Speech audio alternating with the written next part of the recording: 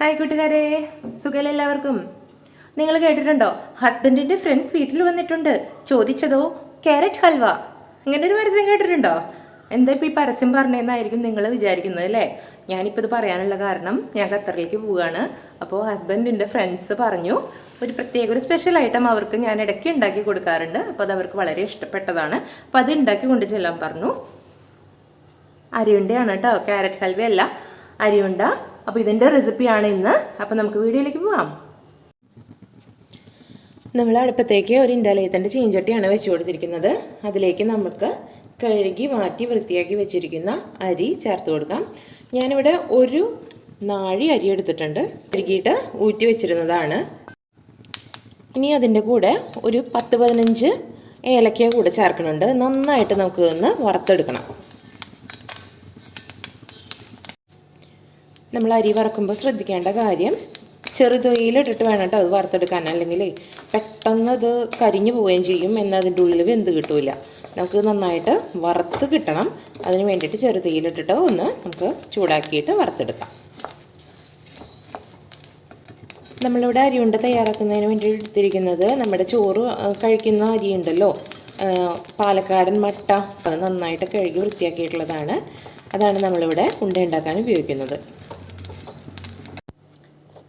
നമ്മുടെ അരിയൊക്കെ ഇപ്പോൾ വറുത്ത് കിട്ടിയിട്ടുണ്ട്. ഒരു പരന്ന പാത്രത്തിലേക്ക് മാറ്റി കൊടുത്തിട്ടുണ്ട്. ഒന്ന് ചൂടാറണം. അതിന് ശേഷം വേണം നമുക്ക് മിക്സിയുടെ ജാറിലിട്ടിട്ട് ഇതൊന്ന് പൊടിച്ചെടുക്കണം.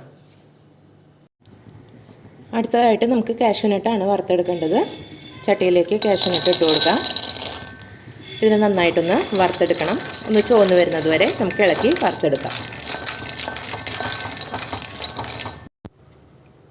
നമ്മുടെ കാഷ്യൂനട്ടും അതുപോലെ തന്നെ അരിയും ഒന്ന് ചൂടാറാൻ മാറ്റി വെച്ചിട്ടുണ്ട്.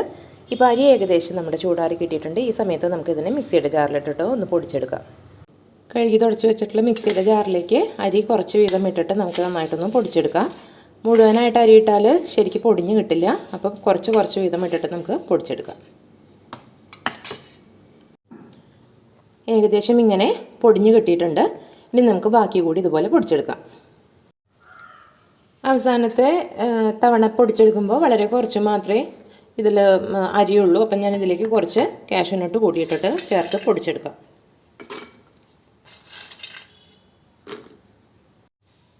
കാഷ്യൂനട്ടും അരിയും കൂടി പൊടിച്ചത് ഇങ്ങനെയാണ് പൊടിഞ്ഞ് കിട്ടിയിട്ടുള്ളത്. അതുകൂടി നമുക്ക് അതിലേക്ക് ചേർത്ത് കൊടുക്കാം. പിന്നീട് ബാക്കിയുള്ള കാഷ്യൂനട്ടും കൂടി നമുക്ക് പൊടിച്ചെടുക്കാം. ഇനി അവസാനത്തെ ട്രിപ്പ് കാഷ്യൂനട്ടും കൂടി നമുക്ക് പൊടിച്ചെടുക്കാം. അപ്പോൾ ആ കാഷ്യൂനട്ടും കൂടി പൊടിച്ചെടുത്തിട്ടുണ്ട്. ഇനി നമുക്കെല്ലാം കൂടി ഒന്ന് മിക്സ് ചെയ്യാം. ഇനി അതേ മിക്സിയുടെ ജാറിലേക്ക് തന്നെ നാളികേരം എടുത്തിട്ടുണ്ട്. ഞാൻ ഒരു നാളികേരമാണ് എടുത്തിരിക്കുന്നത്. അതിൻ്റെ ഒപ്പം നമ്മുടെ ഡബിൾ ഹോഴ്സിൻ്റെ ജാഗറി പൗഡർ, അതായത് ശർക്കരപ്പൊടിയാണ് ചേർത്ത് കൊടുക്കുന്നത്. അതുകൂടി ചേർത്തിട്ട് നമുക്കിതൊന്ന് ജസ്റ്റ് ഒന്ന് ക്രഷ് ചെയ്തെടുക്കാം.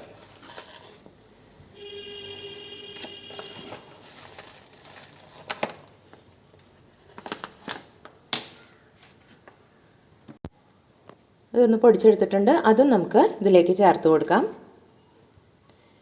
2-3 വട്ടമായിട്ടാണ് ഞാനിത് പൊടിച്ചെടുക്കുന്നത്. ഇനി അടുത്ത സെക്ഷൻ ശർക്കര ചേർത്തിട്ടുണ്ട്. അതിൻ്റെ മുകളിലേക്ക് നാളികേരം ചേർത്ത് കൊടുക്കുന്നുണ്ട്. ഇതും കൂടി നമുക്ക് നന്നായിട്ട് പൊടിച്ചെടുക്കാം. ഇങ്ങനെ ബാക്കിയുള്ള എല്ലാ നാളികേരവും ശർക്കരയും നമുക്കിതുപോലെ പൊടിച്ചിട്ട് അരിയിൽ, അതായത് അരിപ്പൊടിയിൽ ചേർത്ത് കൊടുക്കാം.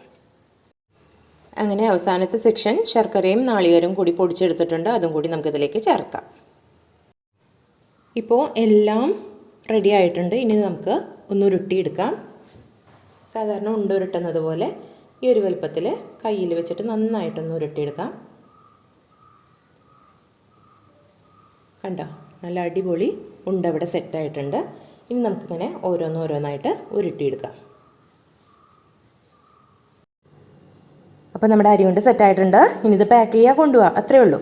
അപ്പോൾ എല്ലാവർക്കും വീഡിയോ ഇഷ്ടപ്പെട്ടെന്ന് കരുതുന്നു. അപ്പോൾ അടുത്ത വീഡിയോയിലൂടെ വീണ്ടും കാണാം. എല്ലാവർക്കും ബൈ ബൈ.